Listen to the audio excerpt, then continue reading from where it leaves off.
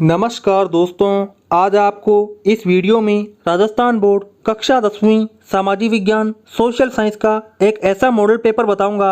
इस model paper में से आपके एग्जाम में मैं 100% गारंटी लेके कहता हूं दोस्तों, लगभग आपके 12 से 13 प्रश्न आने वाले हैं। तो दोस्तों इस वीडियो को पूरा जरूर देखना। तो चलते हैं इस मॉडल पेपर में खंड 1 के पहले प्रश्न की तरफ, जिसमें पूछा गया है मत्स्य महाजनपद की राजधानी कहाँ थी। तो इसका जो करेक्ट आंसर है वह होगा विराटनगर। आगे देखते हैं इस पेपर का दूसरा प्रश्न, जिसमें पूछा गया है जयपुर का जंतर मंतर क्या है। तो दोस्तों इसका जो करेक्ट आंसर है वह ये होगा कि जयपुर का जंतर मंतर स्वाई जय सिंह द्वारा बनवाया गया 5 वेधशालाओं में से एक है। इनका निर्माण ज्योतिष अध्ययन के लिए हुआ था। आप देख सकते हैं इंग्लिश में भी इसका ट्रांसलेट किया गया है। आगे तीसरा प्रश्न पूछा गया है लोकतंत्र के पश्चिमी सिद्धांत के प्रमुख समर्थकों के नाम लिखिए। तो देख सकते हैं हमारे पास में Hobbes, Rousseau, Jefferson, Harbi Spencer, ये यहाँ पे करेक्ट आंसर। आगे देख सकते हैं चौथा प्रश्न पूछा गया है राजस्थान के निकटतम 2 बंदरगाहों के नाम लिखिए। तो हमारे पास में उत्तर है कांदला और मुंबई।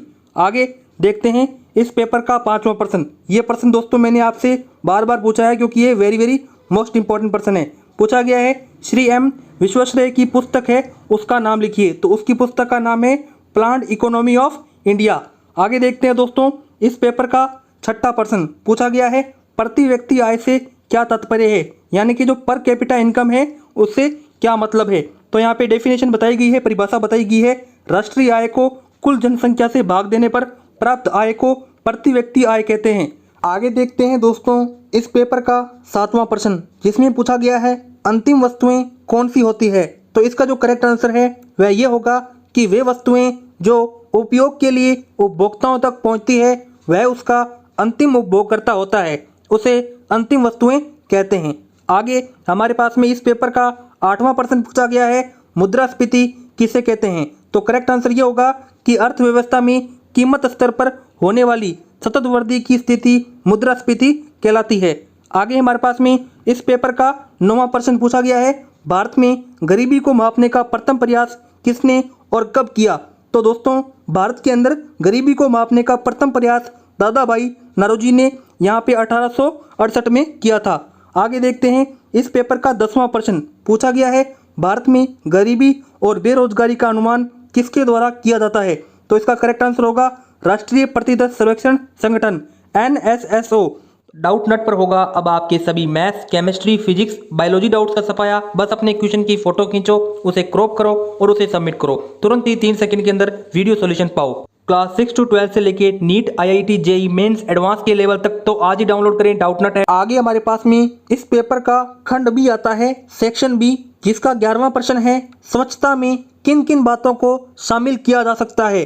तो दोस्तों हमारी स्वच्छता को बनाए रखने के लिए हमें क्या करना चाहिए, हमें खाना खाने से पहले और खाना खाने के बाद लगातार 20 सेकंड साबुन से या सैनिटाइजर से हाथ धोने चाहिए, जिससे हमारी स्वच्छता भी बनी रहेगी और हमारा स्वास्थ्य भी बना रहेगा। आगे 12वां प्रश्न पूछा गया है स्वर्णिम चतुर्भुज महाराज मार्ग क्या है। तो दोस्तों आपको बता दूं जैसे कि ये हमारा इंडिया का मैप है, तो यहाँ पे हमारे क्या है दिल्ली है और यहाँ पे मुंबई है, यहाँ पे चेन्नई है और यहाँ पे क्या है कोलकाता है।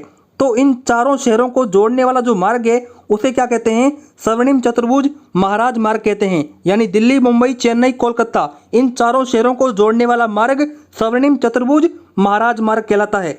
आगे इस पेपर का 13वां प्रश्न मोस्ट इंपॉर्टेंट प्रश्न है, बार बार आता है, लिंगानुपात किसे कहते हैं। तो दोस्तों किसी क्षेत्र विशेष में स्त्रियों और पुरुषों की संख्या के अनुपात को क्या कहते हैं, लिंगानुपात कहते हैं। शहरीकरण की कोई 2 समस्याएं लिखिए। तो दोस्तों शहरीकरण अधिक होगा, यानी कि जैसे कि मुंबई है तो मुंबई के अंदर लोग यहाँ पे बेरोजगार हैं, तो अपना रोजगार प्राप्त करने के लिए मुंबई शहर में आते हैं, तो वहाँ पे शहरीकरण हो रहा है। इससे क्या है कि प्रदूषण लगातार बढ़ता जा रहा है और वहाँ पे लगातार जो जनसंख्या है वो भी बढ़ती जा रही है। तो यहाँ पे शहरीकरण के ये 2 मुख्य समस्याएं हैं।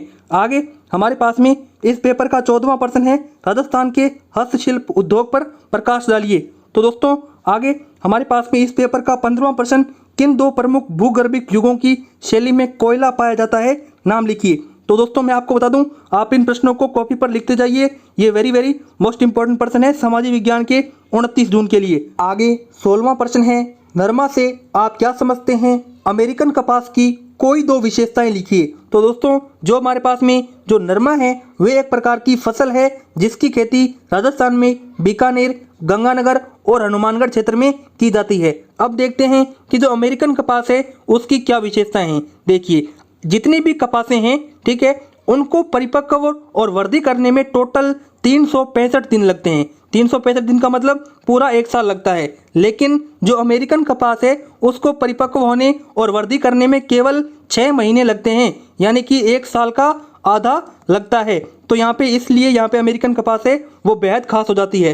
दूसरा क्या है, जो अमेरिकन कपास है उसका उत्पादन अधिक होता है और उसकी जो गुणवत्ता है वो भी अधिक है सामान्य कपास से। आगे इस पेपर का 17वां प्रश्न पूछा गया है, टांका एवं खड़ीन क्या है? तो दोस्तों जैसा कि आप सब जानते हो राजस्थान एक रेतीला इलाका है और यहाँ पर बहुत ज़्यादा गर्मी पड़ती है, तो लोगों को यहाँ पर जल की आवश्यकता बहुत ज़्यादा होती है। तो जब वर्षा होती है तब वर्षा के पानी को, वर्षा के जल को संग्रहित करने की जो विधि है उसमें टांका और खड़ीन है उसका उपयोग किया जाता है। आगे इस पेपर का 18वां प्रश्न, राज्यपाल की सविवेकी शक्तियां बताइए। दोस्तों ये वेरी मोस्ट इंपॉर्टेंट प्रश्न है, आप इस पे टिक लगा लीजिए, आने का पूरा चांस है। 19वां प्रश्न भी बहुत इंपॉर्टेंट है, वैश्वीकरण किसे कहते हैं, इसके कोई दो लाभ बताइए। तो ग्लोबलाइजेशन के बारे में आपको बताना है।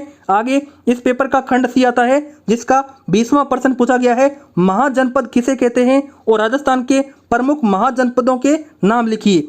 आगे हमारे पास में इस पेपर का 21वां प्रश्न पूछा गया है, बंदा बैरागी कौन था और दीवाने आरिज क्या था। आगे हमारे पास में इस पेपर का 22वां प्रश्न पूछा गया है, औद्योगिक क्रांति के 4 परिणाम लिखिए। तो दोस्तों आप सब जानते हो औद्योगिक क्रांति क्या होती है कि जो हम काम हाथों द्वारा करते हैं उन कामों को मशीनों द्वारा करना। तो इससे क्या होगा, हमारे जो समय है उसमें बचत होगी, ठीक है, हमारा जो समय है उसमें बचत होगी, हमारी ऊर्जा में बचत होगी। इसी प्रकार से अनेक कई फायदे हैं जो कि औद्योगिक क्रांति से लिए जा सकते हैं।